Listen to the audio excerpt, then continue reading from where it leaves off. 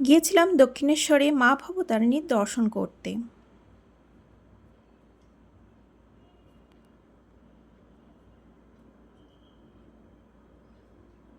Hello বন্ধুরা, আশা করি তোমরা সবাই ভালো আছো।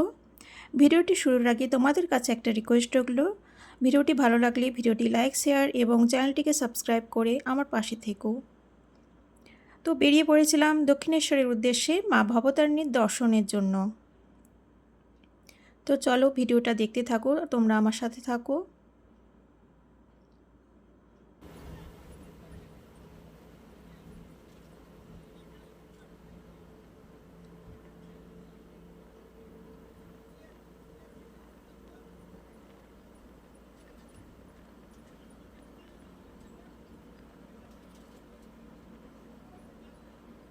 পৌঁছে গেছি দক্ষিণেশ্বরে। এই হচ্ছে দক্ষিণেশ্বরের রানী রাসমণি স্কাইওয়াক। চলো ভেতরে যাওয়া যাক।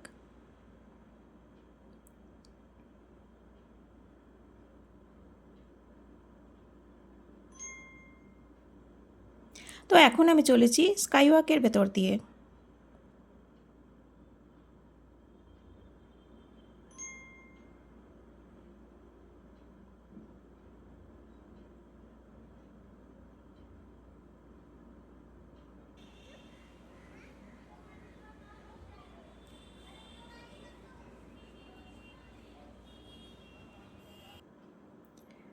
স্কাইওয়াকের পাশে রয়েছে এরকম কিছু দোকানদানি। এখান থেকে তোমরা পুজোর জিনিসপত্র, পুজোর ডালা নিতে পারো।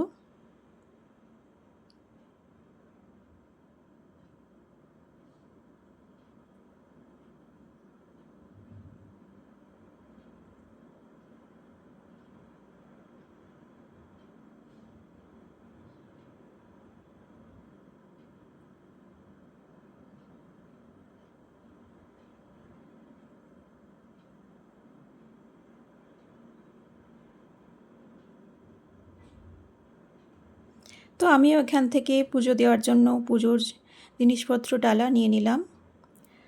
চলো পুজোটা দিয়ে আসি। মন্দিরের ভেতরে তো ক্যামেরা অ্যালাউ নেই, তাই তোমাদেরকে মন্দিরের ভেতরের দৃশ্যটা দেখাতে পারবো না।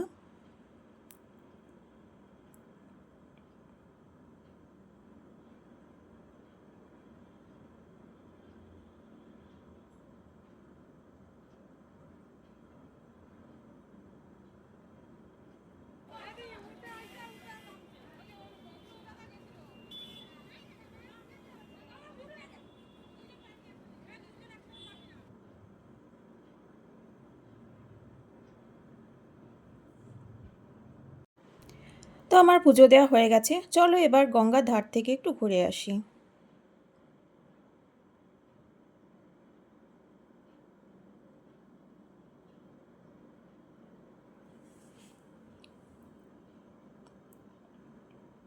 এই হচ্ছে নহবতখানা।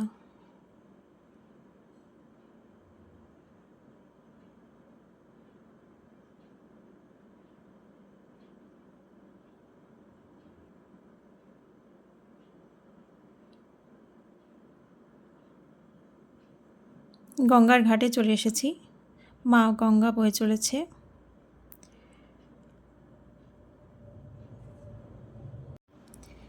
এখানে অনেকেই স্নান করছে এবং বাড়িতে পুজো দেওয়ার জন্য গঙ্গা জলও নিয়ে যাচ্ছে।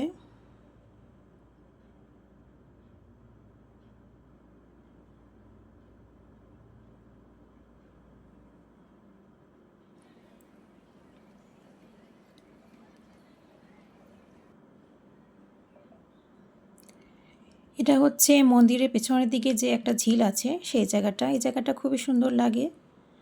এখানে অনেকেই ছবি তুলছে।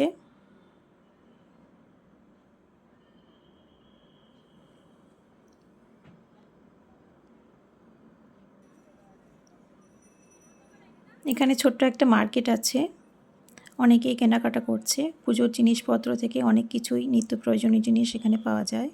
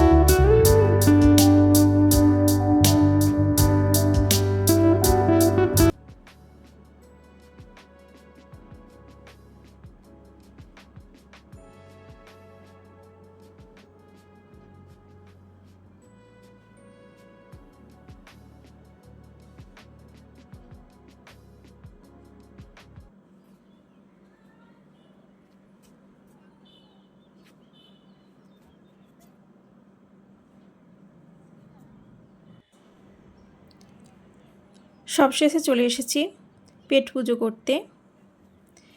এখানে ফুড প্লাজা রয়েছে, ওই যে দূরে দেখা যাচ্ছে ফুড প্লাজা।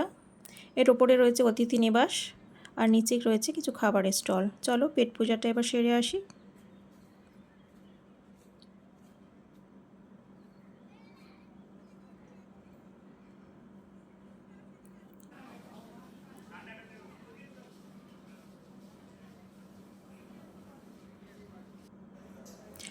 তো খাওয়া দাওয়া সেরে এবার বাড়ি ফেরার উদ্দেশ্যে বেরিয়ে পড়েছি।